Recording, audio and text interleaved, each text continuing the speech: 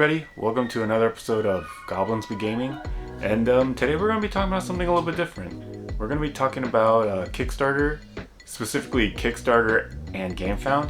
In my previous video, I talked about backing Tapeworm by Epic Mullen, and from there I started to just back up a lot more games, and this was around the time of the pandemic, so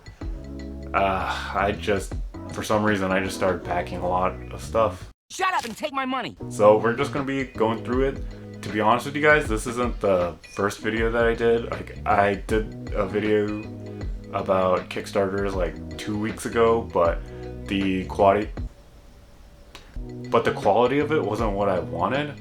It was shot in the dark, I didn't have the lights set up, and the audio was just really bad. This time I wrote everything on the tablet, and so I'm just going to be going through it, and I'm going to just be talking about actually we're just going to be talking about these main points. The first one would be like what the game is, and the reason that I'm backing it, and I don't know, like anything else that comes into mind at the moment. I'm actually really nervous right now. I don't know if you guys can tell, but let's just get into it and we'll see where we go from here. First game that I'm going to be talking about is Human Punishment: The Beginning. Now, I've posted like some videos about it before, or I posted some photos about it before in like my previous videos, but I have never really talked about it. Human Punishment is a semi-co-op game that has a deduction element to it, and apparently this game, people compare it to a board game called Battlestar Galactica. There's probably a lot of those since it's a licensed IP. I'll just put the actual game here so you know. So it's like you guys are doing missions and then later finding out like who was, you know, a murderer or a bad guy or something. I've never played that game, so I can't really say, you know, what it is exactly. I just saw what most people have said in like the comments on BGG or even on their Kickstarter. I've seen some creators compare it to Battlestar Galactica, so that's where I'm going by it. Now, the reason I backed this game is because like I really love the cyberpunk aesthetic to it, and recently there's a Blade Runner RPG that's coming out, and that looked really interesting, so I'm gonna have to look into that a little bit more. But again, I like the cyberpunk aesthetic. The other reason that I also backed this game is because it has a social deduction element to it. And I always like social deduction games, and this one doesn't seem to be the typical of everyone talking over each other of you're this person, you're that person. This one just seems like everybody has a goal right now and focusing on that, and also having a hidden element to it. And I guess the other reason, like this is just a typical reason, like I'm guessing what a lot of people go through when they back stuff, is that this was during the time that I just started backing games, as I said, and because of that, like anything that looked really interesting to me that caught my attention, I just immediately wanted to back it. Now, I backed this one at the full pledge. I don't know what it's called. I think it's like the deluxe pledge. Basically, there's these poker-sized chips that are representing the enemies that you see or enemies that you encounter in the game. And aside from them being cardboard, they're going to be these thick poker chips, which I find really pleasing. And I think also the retail version, it's not going to have acrylic standees, whereas this one will. But again, I'm not entirely sure. Like, I will have to check again, and so basically I backed this game because, again, early days, I like the cyberpunk theme to it, and third is that I like the social deduction aspect to it. Sorry, again, rambling. And again, this was around the early times of me backing stuff, so I didn't really have that much like knowledge about things. Like, it was just I saw something that looked interesting that I think I would enjoy playing, and so that's why I backed it.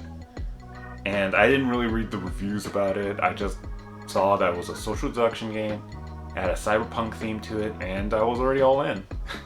Next up on the list would be Everdell. and specifically Everdell, the Complete Collection.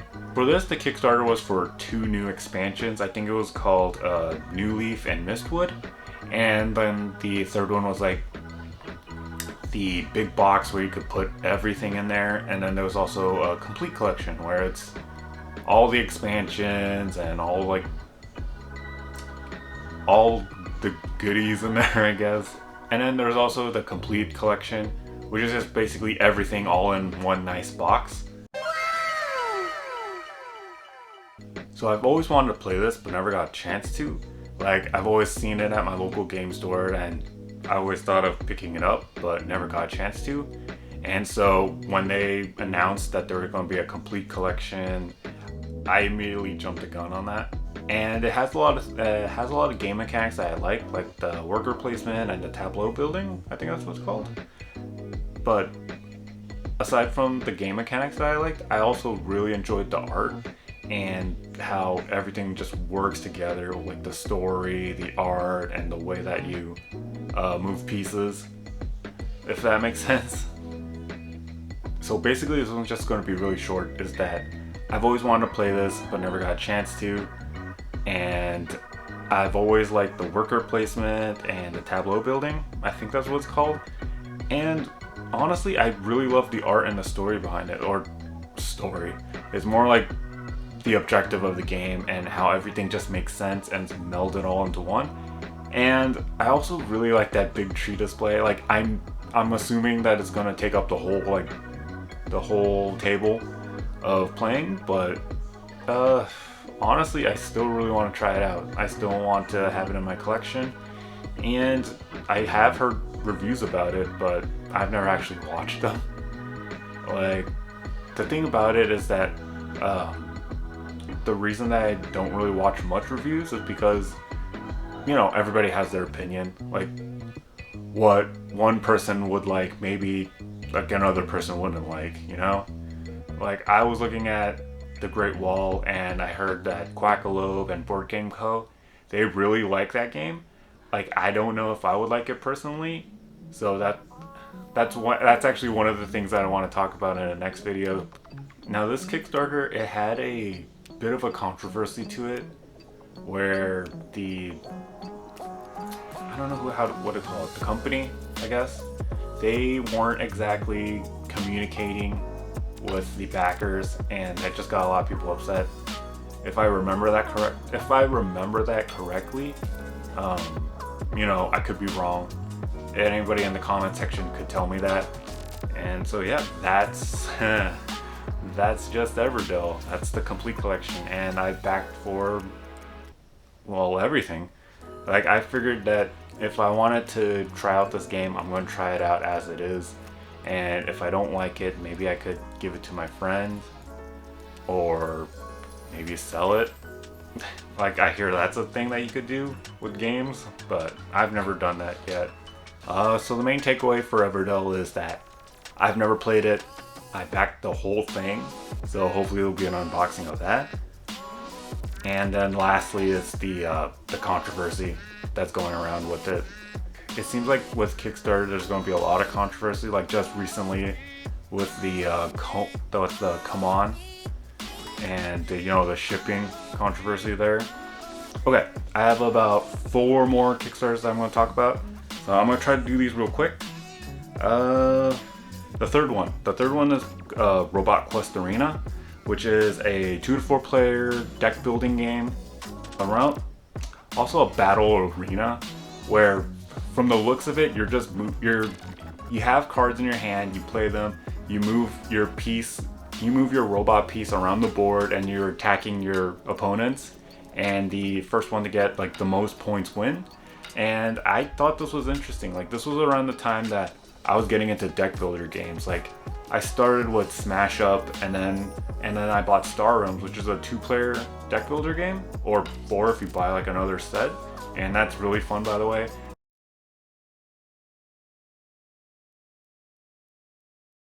Now, the reason that I backed Robot Quest Arena is that, again, I started getting into deck building games, and so this one was a unique one where it's like I'm playing cards, but I'm also like moving my robot around the board and trying to attack my opponent. And what also caught my attention was the art style. It really reminded me of Adventure Time, like the soft round faces, and the not sharpness of like the knees. Kind of like if you look at rubber hose animations, where it's all just wavy and noodly, I guess, or rubber hose. What I also liked about this company was that they were really giving us updates on the game. And one of them was that one of the robots, the miniatures, like the legs weren't as good, like it was fragile, like it could have break during production, and so they were finding ways around that. And they were just giving us like updates on that, and then showing us the production of what it looks like, and the adding the new cars, and then them play testing it. And I thought that was really cool, like giving us like really good behind the scenes. And as I was talking about the Everdell, like they weren't communicating. Robot Conquest Arena was doing the exact opposite, where they were showing us like, oh, them play testing the games. They were telling us, oh, there was an issue with the miniature and they're working on it. And like I thought that was really cool. And right now, because of the shutdowns in China, like the production is going to be slow, and they informed us about it. They kept us in the loop, and I really appreciate that. And I'm pretty sure people who backed it appreciated it too. And so, from what I've said previously, like as I said, I do understand both sides. I don't know the production side of it, so I can't really understand like why it's taking so long or why this and that.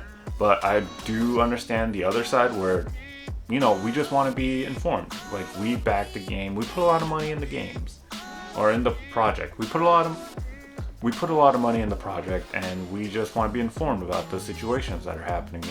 Even if it's like minute, like I would like to hear something rather than nothing.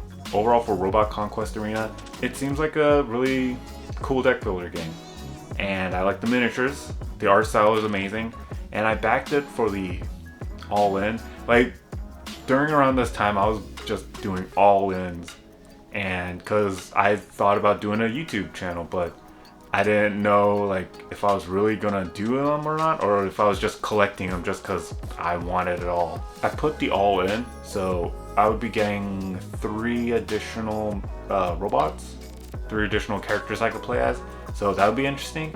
I'm hoping that will come up soon, but that doesn't seem to be the case. What is coming out though is Human Punishment. Like, that's being shipped out right now. I think there are some people that are getting it. I don't know if the people in America are getting them yet,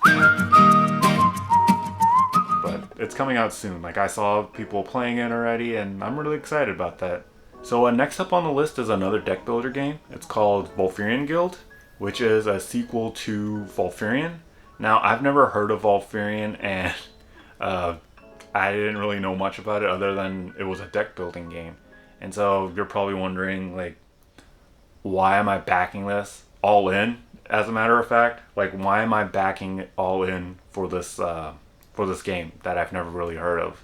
Well, again, it's because I like deck builder games, and this was around that same time, so that's why Robot Quest Arena and Star Realms and Ascension, like I just wanted to play more deck builder games. So one thing you guys are gonna know about me is that I love games for their art. Like, I wanted to be a character designer for like the entertainment industry, and I'm still like maybe dreaming about that someday, and I'm always still drawing, but art is like really special to me. And whenever I see a really good one and it's behind a good game, then like that just makes my day. And I can also, I know this saying, don't judge a book by its cover, but I don't know.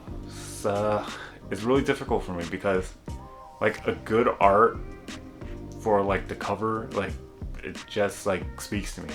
It kind of reminds me of going to the video store and not knowing a movie, like just picking out a random movie because you like the way that it looked from the cover. And it's kind of that way for me for board games. Video games is a different thing, but board games itself is that I'm always at my LGS, and like I've always wanted to try a new game, and first thing that I do is like look at the art, and then it's like, oh, this caught my interest, and I don't know, I'm just rambling at this point, but basically art is important to me. Like a good art for a board game is, you know, is what I'm going to be looking for at first. But yeah, the Valorant Guild.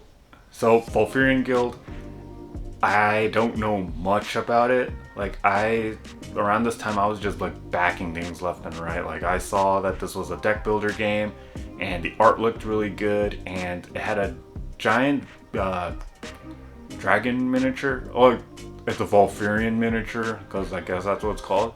And apparently you could use that to attack your opponents, which I found that was really neat.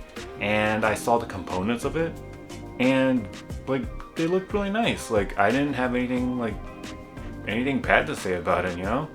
And I think around this time, I started to want to look at the gameplay of games that are on Kickstarter, and they would put gameplay on their pages, so you would get to check it out. And I think I saw one from Quackalope, and I think they also did a first impression. And from there, like that's how I learned about Quackalope, and then that's how I started looking at gameplays for these backed games, or for the Kickstarter games actually. And yeah, like that's how I started to also add in looking at the art and looking at the theming and looking at like gameplay, see if I like it or not. Because again, I think around this time that I just realized that I was just backing way too many things, and at like their higher pledges. I think Valorant Guild is like, I got the one with like the play mats and the extra components and the miniature, and it was just a lot, so I had to check the gameplay to see if I would really like it. And when I did look at it on Quackalope, like I really enjoyed it. Like I thought it looked fun. Like I really want to play it firsthand. They actually do have a beta version for it on Board Game Arena, which is also a really great site, by the way, for board games, like for playing board games online. I would recommend it. But yeah, from Quackalope's gameplay, like I just started to like, you know, look at more gameplays for Kickstarter games to see if I liked it or not. So it was adding a new arsenal into, you know, backing games. But yeah, that's Valorant Guild. It's a deck builder game. It's a sequel to Valorant, so those that played Valorant and like it, I'm pretty sure you'll like Valorant Guild. And they have it on Board Game Arena, so if you have an account there, like you should give that a shot, which I probably will be doing after this video. And yeah, that's Valorant Guild. The next one on the list is probably going to be the last one. Like I have one more, but I don't know if I'll have enough time. Maybe I will. I'll, you know, roll and see. But this next one is called Avatar Legends, and it's the RPG book. And this one is kind of tricky for me because one, like I feel like this is a one that I could have waited for, you know, retail. Like I didn't need to back this. And basically, if you don't know, Avatar Legends is just basically the RPG book. Like, you know, you get to create your own adventure in the Avatar universe, whether it's like the Kyoshi era, the Korra era, the Aang era, like any of those eras. And you're just like building a character and you're going on your own adventure, and like that sounds really fun. And it's a simplified version of D&D. Like it's not using the 5e. It's using their system. I don't remember what it's called, unfortunately. If I do, I'll put it up here, like a picture.